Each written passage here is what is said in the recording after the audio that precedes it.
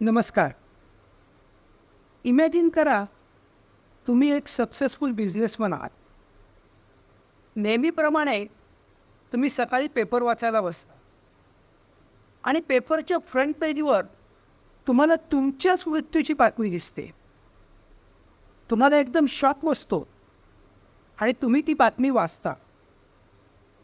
ती बातमी वाचल्यावर तुमच्या असं लक्षात येतं की लोक तुमच्या मृत्यूचा आनंद सेलिब्रेट करतायत.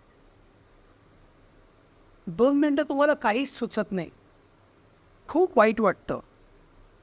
पण त्याच वेळी तुम्ही असा निश्चय करता की मी असं काहीतरी करून दाखवीन की संपूर्ण जग बदलून टाकेल. आणि आज 125 वर्षानंतरही लोक तुम्हाला आणि तुमच्या कामाला तुमच्या नावाने ओळखतात. अल्फ्रेड नोबेल हे एक सक्सेसफुल बिझनेसमन असतात. ते केमिस्ट्रीमध्ये एक्सपर्ट असतात. अल्फ्रेड नोबेल 3 एक्सप्लोजिव्हचा शोध लावतात.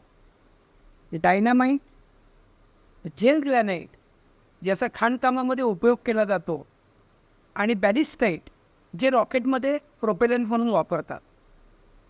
ही स्फोटकं विकून ते अमाप पैसे मिळवतात. पुढे या पैशाच्या जोरावर ते पोफर्स नावाची एक इंजिनिअरिंग कंपनी विकत घेतात आणि नंतर या इंजिनिअरिंग कंपनीमध्ये शस्त्रास्त्र बनवायला सुरुवात करतात.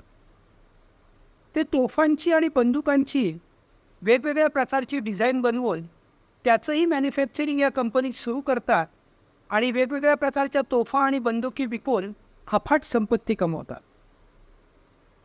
1888 साली त्यांचा भाऊ जेव्हा फ्रान्सला व्हिजिटला जातो तेव्हा तिथे तो मरण पावतो. पण फ्रान्समधल्या वृत्तपत्रांना असं वाटतं की अल्फ्रेड नोबेलच वारले, म्हणून ते पेपरमध्ये बातमी छापतात, the merchant of death is dead, म्हणजे मृत्यूचा व्यापारी वारला. एका वृत्तपत्रामध्ये असं लिहिलेलं असतं, Alfred Nobel who became rich by finding the ways to kill more people faster than ever died yesterday. म्हणजे अल्फ्रेड नोबेल ज्यांनी लोकांना अधिक वेगाने मारण्याचे मार्ग शोधून काढले आणि श्रीमंत झाले, ते काल वारले. स्वतःच्याच मृत्यूची ही बातमी वाचल्यावर त्याला खूप धक्का बसतो, खूप वाईट वाटतं आणि ते विचार करू लागतात की माझी जगामध्ये हीच ओळख राहणार आहे का? मी हाच वारसा मागे ठेवून जाणार आहे का? आणि त्यानंतर ते एकदम विचार करतात, नाही, माझ्याकडे ही जी सगळी अफाट संपत्ती आहे याचा उपयोग मी जगामध्ये पॉझिटिव्ह डिफरन्स घडवून आणण्यासाठी करीन. अल्फ्रेड नोबेल $250 मिलियन निधी देऊन एका फाउंडेशनची स्थापना करतात आणि असं ठरवतात की हे फाउंडेशन जगातल्या तज्ज्ञांशी सल्लामसलत करून मानवतेसाठी जे लोक महान काम करत आहेत त्यांना बक्षीस दिलं जाईल.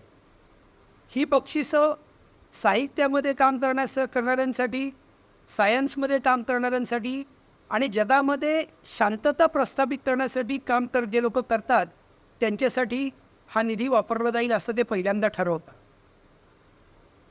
आज नोबेल पुरस्कार हा अतिशय प्रतिष्ठेचा पुरस्कार आहे आणि नोबेल पुरस्कारामुळे अनेक शास्त्रज्ञ, अनेक साहित्यिक किंवा अनेक शांतता प्रस्थापित करणारे लोक यांच्याकडे जगाचं लक्ष वेधलं गेलं. खरोखर नोबेल या फाउंडेशनची स्थापना केल्यानंतर एका वर्षातच अल्फ्रेड नोबेल मरण पावतात. पण जगामध्ये जो सकारात्मक बदल घडवून आणण्याची त्याची जी इच्छा असते, ती इच्छा नोबेल पारितोषिकांनी पूर्ण होते. आज अल्फ्रेड नोबेल यांची ओळख स्फोटकांचा शोध लावणारा, शस्त्रास्त्रांचा विक्रेता किंवा मृत्यूचा व्यापारी अशी न राहता एक महान परोपकारी माणूस म्हणून आहे. खरंच जगामध्ये जर सकारात्मक बदल करायचा असेल तर कधीही उशीर होत नाही. चांगल्या कामाची सुरुवात कधीही करता येते. अशीच एक इंटरेस्टिंग गोष्ट ऐकण्यासाठी या व्हिडिओवर क्लिक करा, तिथे मी तुम्हाला भेटेन.